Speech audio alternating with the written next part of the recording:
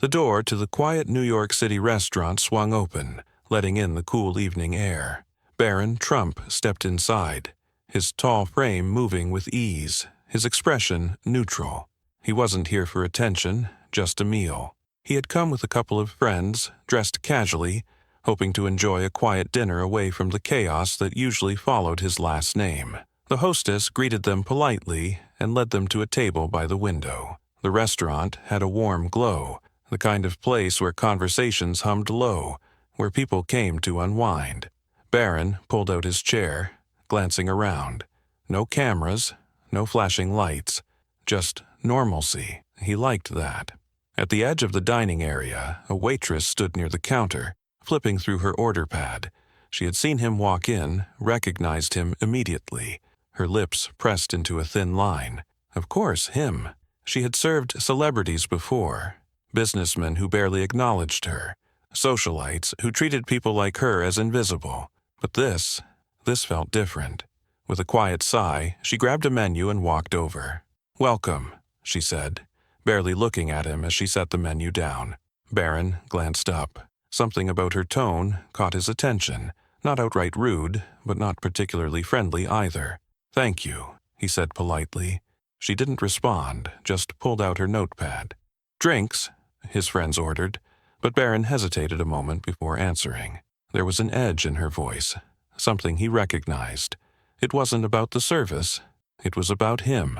She took down the orders, then walked away without another word. As she moved toward the kitchen, one of Barron's friends leaned in. "Did you catch that?" He had. The slight coldness, the tension in her shoulders. He had experienced it before, people assuming they knew everything about him before he even spoke. A few minutes later, she returned with their drinks, placing them down with just a little more force than necessary. As she turned to leave, she muttered something under her breath. It was barely audible, but Barron caught it. Something about privilege. He didn't react. He just sat back, watching her walk away, his fingers lightly tapping against the table. It wasn't the first time someone had made assumptions about him, but tonight he had already decided he wasn't going to meet it with anger. Barron took a sip of his drink, letting the coldness settle on his tongue. He could feel the tension in the air, even though no one else in the restaurant seemed to notice. His friends exchanged quick glances, unsure whether to say something or let it go. The waitress returned, her notepad in hand. She didn't look directly at him, just stared at the paper as she asked, "You ready to order?" Barron nodded. He spoke calmly, his voice steady, giving his order without hesitation. His friends followed. The waitress scribbled down each item quickly, never making eye contact.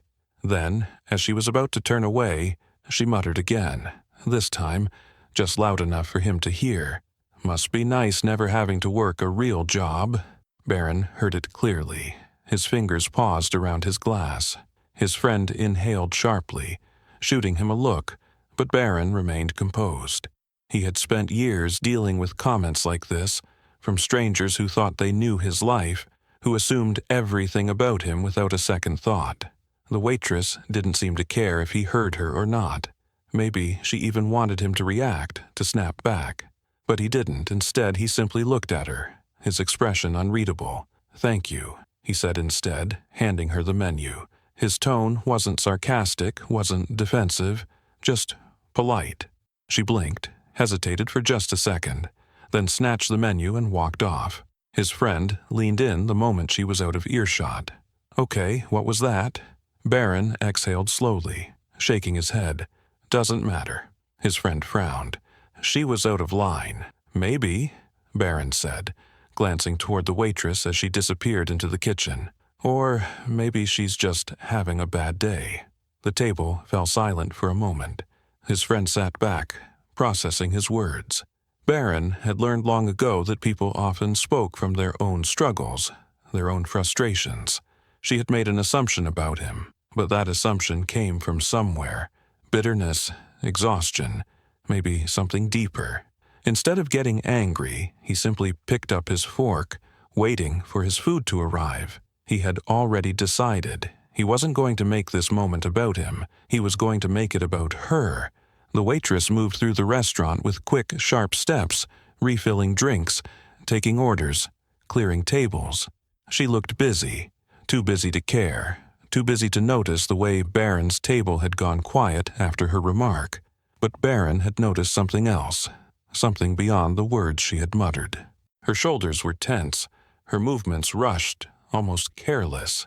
She wasn't just irritated, she was tired, worn down, maybe even angry at something bigger than this moment. Their food arrived, plates carefully balanced in her hands. She set them down with mechanical precision, not bothering to say anything as she did. Barron thanked her again. She barely nodded, then turned away. His friends exchanged looks. One of them, clearly still irritated by her attitude, shook his head. "You don't have to keep being nice, you know." Barron picked up his fork, but he wasn't eating yet. He thought about that, about how easy it would be to snap back, to call her out in front of everyone. It would feel justified, maybe even satisfying. But he had learned something over the years. People's words weren't always about him. Sometimes they were about whatever storm they were carrying inside them. His friend sighed, stabbing at his plate. "People assume the worst of you before they even know you." Barron smirked slightly, shaking his head. "Happens to everyone. Not like this," his friend muttered. "She doesn't even know you." Barron finally took a bite, chewing slowly. He wasn't upset. He was thinking. He had grown up with people making assumptions about him. Some whispered, some spoke outright, some hid their judgment behind fake smiles. But this wasn't cruelty. It was exhaustion, frustration, and something about it made him pause. He glanced at the waitress again. She was moving between tables, forcing a smile with other customers, but it never reached her eyes. His decision was made. He reached into his pocket, pulled out a pen, and flipped the receipt over. His friends watched as he started writing. "What are you doing?" one of them asked, leaning closer. Barron didn't answer. He just kept writing, his expression calm, his words deliberate. This wasn't about proving anything. This was about reminding someone that not everyone they meet is going to be the enemy. Barron placed the pen down and looked at what he had written. He didn't overthink it, didn't try to make it sound profound. It wasn't meant to be a statement, it was just a message. Something simple, something real. His friends glanced at the note but said nothing. They could tell he had already made up his mind. The waitress walked past their table again, still caught up in her routine. She wasn't expecting anything. She had already decided how this interaction would end. Barron quietly reached for the bill folder, slipping a few crisp bills inside. He folded it shut and left it at the edge of the table. "Ready?" he asked, pushing back his chair. His friends nodded, standing up with him. As they walked toward the door, Barron didn't look back. The waitress barely noticed they were leaving. She had a long night ahead of her, tables to clear, receipts to process. With a sigh, she made her way to their empty table, reaching for the bill. She flipped open the folder, expecting the usual. A rushed signature, maybe a small tip, if anything. But then she saw the number. Her breath hitched. It wasn't just generous. It was far beyond what she had expected. She blinked, making sure she wasn't seeing it wrong. And then she saw the note. Her fingers tightened slightly around the paper. Her eyes moved over the words slowly, rereading them, her throat suddenly dry. "I don't know what kind of day you're having, but I hope it gets better. You're doing a great job, even when it feels like no one sees it. Thank you for your hard work." Something inside her cracked. She inhaled sharply, her chest tightening, her fingers gripping the edge of the folder. Her vision blurred for a moment. It wasn't just the money. It wasn't just the note. It was the fact that he had written it. The person she had judged without a second thought, the one she had been short with, had been the one to show her kindness. And he hadn't done it to prove a point. He had done it because he meant it.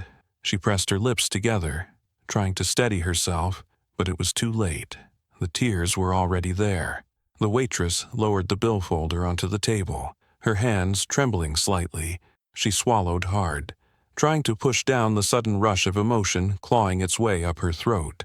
She had spent the whole night feeling frustrated, snapping under the weight of exhaustion, convinced that no one saw her, that no one cared to.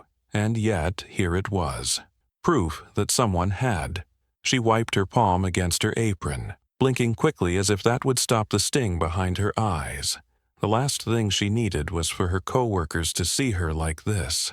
She took a deep breath and exhaled slowly, steadying herself. "Everything okay?"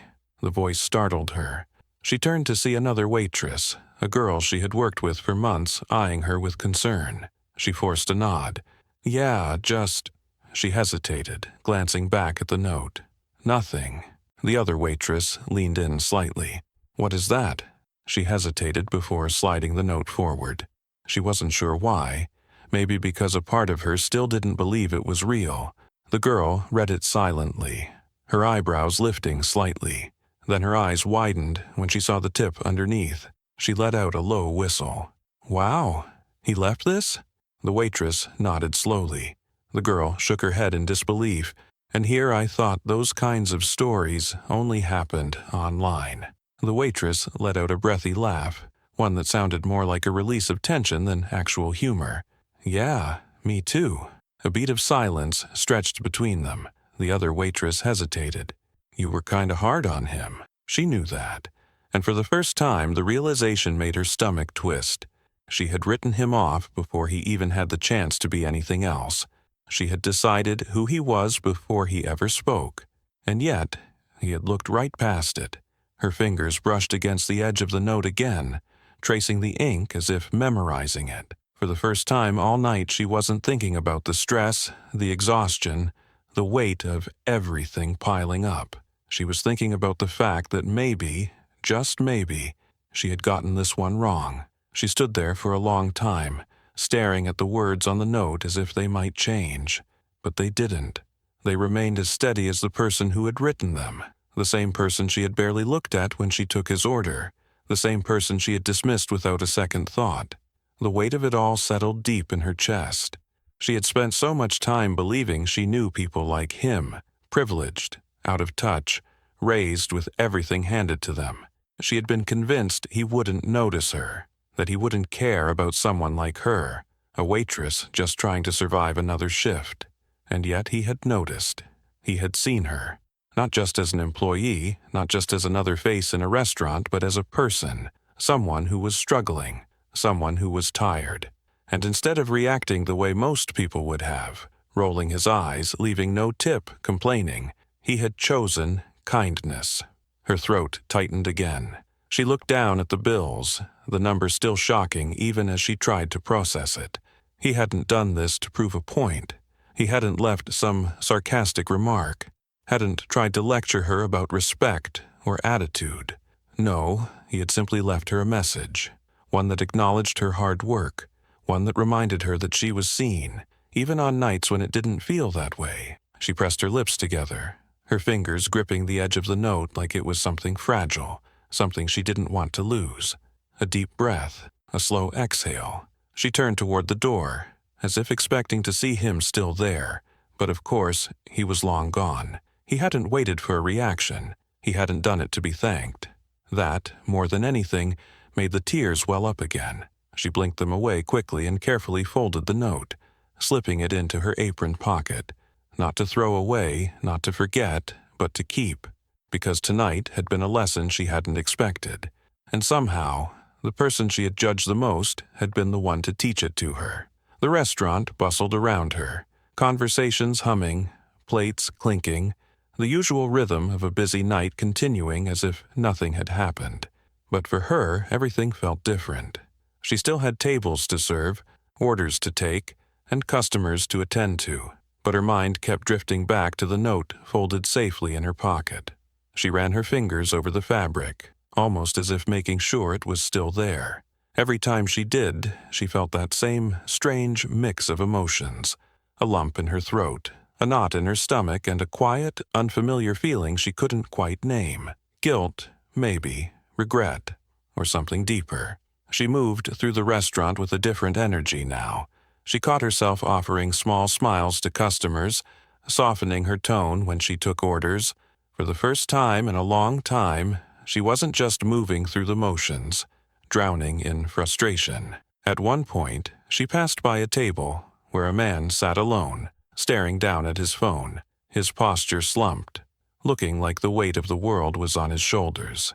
A week ago, she wouldn't have given it a second thought, but now, she hesitated, then gently set a fresh cup of coffee in front of him. "On the house," she said before walking away, a small act of kindness, one that no one would notice, one that wouldn't go viral or be talked about, but one that mattered. Because now, she understood. She wasn't proud of how she had treated Barron. The truth was, she had been tired, stressed, overwhelmed, and she had taken it out on someone who had done nothing to deserve it. And instead of matching her energy, instead of reacting with the same sharpness, he had given her grace. It wasn't about the money. It wasn't even about the words he had written. It was about the fact that he had chosen to be kind when he had every reason not to be. And now, for the first time in a long time, she wanted to do the same. She wasn't sure if she would ever see him again, if she would ever get the chance to say what she wanted to say. But if she did, she knew exactly what it would be. "I was wrong about you, and I'm sorry." The night finally slowed down, the last tables clearing out, the hum of the restaurant fading into quiet cleanup. She stood at the counter, rolling silverware into napkins, but her mind wasn't on the task. It was still on the folded note in her pocket. She had read it so many times by now that she could recite it from memory. It wasn't just words on paper anymore. It was a reminder of a moment she hadn't expected, a lesson she hadn't realized she needed.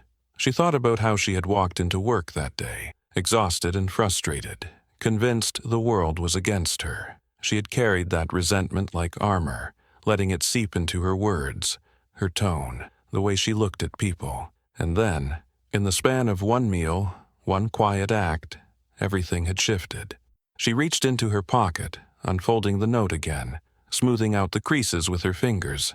It was just ink on paper, just a few simple sentences, but it felt like more. A coworker walked by, tossing her apron into the laundry bin. "You good?" She nodded, then, after a pause, said, "Yeah, I think so." She wasn't sure what tomorrow would bring. She would still have bills to pay, still deal with difficult customers, still face long hours on her feet, but something inside her had changed. Maybe she wouldn't always get it right. Maybe there would still be days when she felt frustrated, when she wanted to snap at someone just because life felt unfair. But now she knew that everyone was carrying something, and sometimes the smallest act of kindness was enough to shift everything. She carefully folded the note again and placed it into her wallet.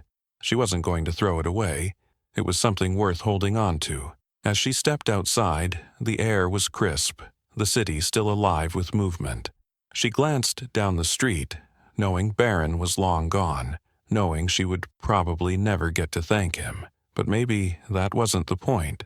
Maybe the point was to take what she had learned tonight and pass it forward. Because kindness wasn't about proving something. It was about choosing something, over and over again. This story isn't just about Barron Trump. It's about all of us. How quick we are to judge. How easily we assume we know someone before we've even heard their story. But what if, instead of reacting with anger or frustration, we responded with kindness? What if we chose to see people as more than just labels, more than just passing moments? Next time you feel the urge to assume the worst, pause. Offer grace instead of judgment.